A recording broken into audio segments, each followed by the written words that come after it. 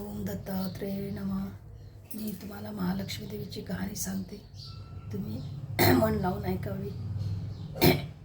मन लावून ऐकावी, ध्यानात ठेवावी. श्री लक्ष्मी देवीची कहाणी. व्यापार युगाची अधिष्ठात्री, सौराष्ट्र देशाची मोहिनी श्री महालक्ष्मी देवी. 8 पाटनगर होतं. नगराचा एक राजा होता. त्याचे नाव होते भद्रस्वा. तो दयाळू, शूर व प्रजादक्ष होता. देवा ब्राह्मणांना, साधू संतांना सुखीत होता, आनंद देत होता. राजाच्या राणीचं नाव सूरजचंद्रिका होतं. नाव चांगलं, पण स्वभावात अहंकार. मागील जन्मी ती एका वेश्याची पत्नी होती. तिचं नवऱ्याशी भांडण होई. भांडणात वैतागली, रागानं घराबाहेर पडली. चालत होती अनवाणी रानातून. तिथं तिला दिसल्या सुहासनी. त्यात करीत होत्या लक्ष्मीचं व्रत. ते तिनं पाहिलं. त्याच्याबरोबर तिनंही व्रत केलं. दुःखही विसरली, दारिद्र्य गेलं, परिस्थिती सुधारली, देवीची भक्ती फळाला आली. कालांतराने ती मरण पावली. पुढे तिचा पुनर्जन्म झाला. स्त्रीचा जन्म पुन्हा मिळाला, पण भाग्य उजळलं. भद्रस्वा राजाशी तिचा विवाह झाला. ऐश्वर्यात लोळू लागली. गर्वानं ती फुगली, गरिबांना विसरली, तोऱ्या ताट्यानं फुगली, दास दासीवर रागावली. एकदा काय झालं, देवीच्या मनात आलं, राणीला आपण भेटावं, मागच्या जन्मीची आठवण द्यावी, ओळखते की नाही हे बघावं. राणी राजवाड्यात सुखाने राहत होती. राजाही कौतुक करी, तिचे लाड पुरवी. त्या दोघांना पुढे 7 पुत्र आणि 1 कन्या झाली. कन्येचं नाव होतं शांबाला.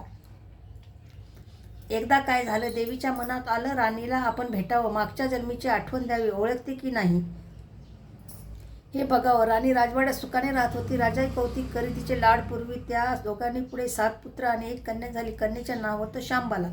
एकही दिवशी काय झालं, देवीनं म्हातारीचं रूप घेतलं. फाटकं वस्त्र नेसली, माती मळकट फासलं, हाती काठी घेतली. काठी टेकीत टेकीत राणीला भेटायला आली. तिनं आरोळी दिली. अरे, आहे का घरात कुणी? कुणी घास देईल का? दाशी बाहेर आली. म्हातारी दारात दिसली. तिनं विचारलं, कोण ग तू आलीस? कुणी घास देईल का? दाशी बाहेर आली. म्हातारी दारात दिसली. तिनं विचारलं, कोण ग तू आलीस? कुठून? काय काम काढलं आहे? तुझं नाव काय? गाव कोणतं? तुला हवं काय? मधून मधून खोकलत हळू आवाजात म्हातारी सांगू लागली, माझं नाव कमला, द्वारकेहून आले ग, राणीला भेटायचं. कुठं आहे ग राणी? दाशी म्हणाली, राणीसाहेब महालात आहे, सख्याशी गप्पा मारतायत.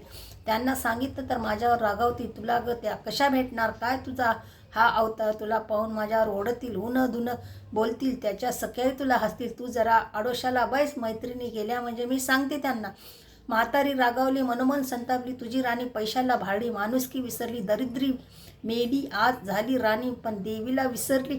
माझ्यामुळेच ना. मी तिला व्रत सांगितलं, देवीचं तिनं ते केलं. आता राणी पदावर बसली, देवीला आठवणही राहिली नाही. गर्वच झालाय संपत्तीचा, पैशाचा. धुंदी आली ना. गोरगरिबाची पर्वा नाही. थोरा मोठ्या मुलीची त्या झाल्या मैत्रिणी. म्हातारी गरीब आणि भिकारीन, तिला कोण विचारते? पण त्याचं फळ तिला भोगावंच लागेल. तेव्हा तिचे डोळे उघडतील. जाते मी, म्हणली. दासी घाबरली. तिनं म्हातारीला पाणी दिलं. हात जोडून म्हणाली, हे व्रत मला सांगाल, मी ते मैमान करीन. उतणार नाही, मातणार नाही, घेतला वसा टाकणार नाही, दिलेला शब्द मोडणार नाही. त्या दासीला व्रताचा वसा सांगितला. म्हातारी उठली, काठी टेकीत निघाली. तीच माडीवर राणीची कन्या शांबाला धावत आली. ती कळवून म्हणाली, आजी रागावू नका, चुकूनही माझी आई तिच्या वतीनं मी क्षमा मागते, कृपा करा, दिलेला शाप मागे घ्या, पाया पडते तुमच्या. म्हातारीला मुलीची दया आली. म्हातारीनं क्षणभर त्या मुलीकडे पाहिलं आणि तिला लक्ष्मी व्रताचा वसा सांगितला. मुलीचा निरोप होऊन म्हातारी निघणार, तोच राणी माडीवरून आली. दाराशी येते तर म्हातारी दिसली. राणी ओरडली, ए थेरडे, कशाला ग आली? जा इथून, उठ म्हणते ना, जाते की नाही? दुसरी घरं नाही दिसली तुला? म्हातारीनं संतामध्ये गरगरा डोळे फिरवले, कपाळावर आट्या पसरल्या. ती कडक घराबाहेर पडली. दाशीनं लक्ष्मीव्रत केलं, तिच्या स्थिती सुधारली. दाशी पण गेलं. संसार सुखाचा झाला. पण मार्गशीर्ष महिना आला. पहिल्याच गुरुवारी शांबालेनं लक्ष्मीव्रतास सुरुवात केली. सगळं नेम धर्म पाळले. 4 गुरुवार तिनं लक्ष्मीव्रत केलं. शेवटच्या गुरुवारी यथासांग उद्यापन झालं. सिद्धेश्वर राजाचा पुत्र मालाधर, त्याच्याशी शांबालेचा विवाह झाला. राज्यवैभवातील शांबालेला राजवैभव मिळालं. हा होता लक्ष्मीव्रतीचा प्रभाव. सुखा समाधानानं संसार चालू होता. भद्रस्वा व सूरजचंद्रिका राणीचे मान्य भाग्य फिरले. शत्रूने राजावर चाल केली. भद्रस्वाचं राज्य लुबाडलं. सूरजचंद्रिकेचं राणीपद गेलं. भद्रस्वाला वाईट वाटलं. पूर्वीचे दिवस आठवले. रानावनात फिरून राजा राणी कष्टाने दिवस काढत होते. भद्रस्वाला कन्येला भेटावंस वाटलं. तो एकटाच निघाला. चालून दमला. नदी काठावर विश्रांतीसाठी थांबला. नदीकडे येताना राणीच्या दासीनं भद्रस्वाला पाहिलं. घाईघाईने ती राजवाड्यात गेली. राजाला सांगितलं. मालाधरानं माणसं पाठवली. आणायला रथ पाठवला. सासऱ्यांना घरी आणलं. समानानं नवी वस्त्र व कटी हार दिला. शांबाला वडिलाची काळजी घेत होती. काही दिवसांनी राजाला वाटलं आता परत जावं. जावयाला तसं त्यानं सांगितलं. मुलीचा निरोप घेतला. जावयानं मोहरा भरलेला हंडा नौकराकडे देऊन राजासोबत पाठवला. राजा घरी परतला. चंद्रिकेला भेटला. हंडा पाहून ती आनंदाने घाईने तिने झाकण काढलं. आज बघते तर काय, तिला कोळसेच दिसले. सूरजचंद्रिकेने कपाळावर हात मारला. नशिबाला दोष दिला. नवऱ्याला सांगितले. ते ऐकून तीही चकित झाली. दुःख पाठलाग करीत होते. दारिद्र्य सरत नव्हते. चिंतेचं सावट पसरत होतं. काळजीचा वनवा भडकतच होता.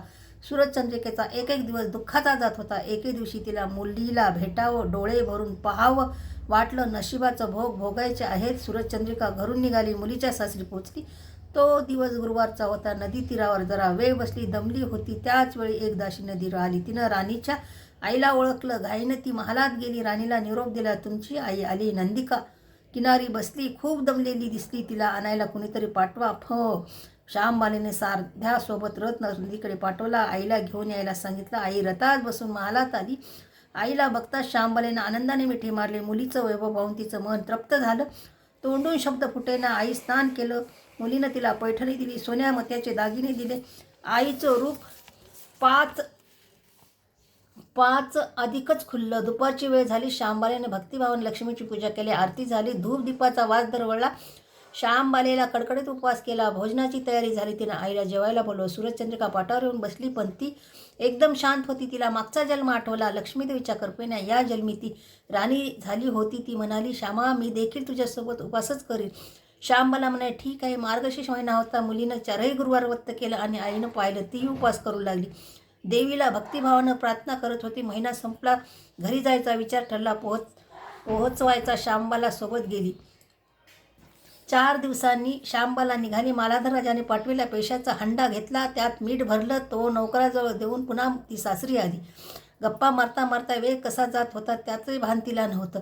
मालांदराने विचारले, माहेराहून काय आणलंय? श्यामबालेने सोबत आणलेल्या हंड्याकडे बोट दाखविलं. मालांदराने उत्सुकतेने झाकण काढलं. त्यात त्याला काय दिसलं? मिठाचे खडे. अगं वेडे, मिठाचे खडे कशाला आणलेस? इथं मिळत नाही मीठ. मीठ मिळतं ना, पण हे मीठ माझ्या वडिलांच्या राज्यातलं आहे. वडिलाचं राज्य सौराष्ट्र होतं. त्या शेजारच्या समुद्राचं आहे. हे मीठ समुद्र तीरावर दूरवर माझ्या वडिलाचं राज्य होतं. पण आज श्यामबालेच्या सांगण्यातली तोच राजाने हिरली. तो विचारत गुंगला. श्यामबाला म्हणाली, हे मीठ जीवनाचं अमृत आहे. अन्नाला चव येते ती मिठानंच. मीठ नसलेला पदार्थ आणि ज्याचं मीठ खावं त्याच्याशी इमानी असावं. त्याचं रक्षण करावं. कामात कसूर झाली तर प्रसंगी प्राणही द्यावं. मालांदराने राजा निश्चयानं उठला. त्यानं आपल्या सेवक साच्याकडे पाठवले. त्यांना बोलावून घेतलं. भद्रश्वाला काय झालं कळलं नाही. ताबडतोब जावयाकडे आला. दोघांनी गुप्त बैठक झाली. विचार पक्का झाला. भद्रश्वानं अनुमती दिली. मालांदरानं मुख्य सेनापतीला तात्काळ भेटण्यास बोलावलं. सेनापती आलं. त्यांनी मालांदरानं वंदन केलं. आज्ञा करावी महाराज. ते म्हणाले, भद्रश्वाचं राज्य जिंकलेल्या शत्रूवर ताबडतोब स्वारी करा. प्रत्येक सैनिकाच्या हात्यावर हंड्यातल्या टिटाचा एक एक खडा ठेवा. शपथ घेऊन प्रत्येकाला झुंजायला सांगा. राजाची आज्ञा झाली तशी सेनापतीने व्यवस्था केली. दुसरे दिवशी सोबत सेना घेऊन बेसावत शत्रूवर चाल केली. शत्रूच्या राज्यावर सारे सैनिक तुटून पडले. मालांदराचे सैन्य बेभान लढत होते. शत्रू सैनिक जमिनीवर कोसळत होते. सूर्य पश्चिमेकडे जात होता. अंधार हळूहळू पसरत होता. शेवटी मालांदराच्या सैन्याने शत्रूचा फडशा पाडला. अपूर्व विजय मिळवला. भद्रश्वाचं राज्य पुन्हा मिळवलं. मालांदराला व श्यामबाला ही आनंदाची बातमी सेनापतीने ताबडतोब कळवली.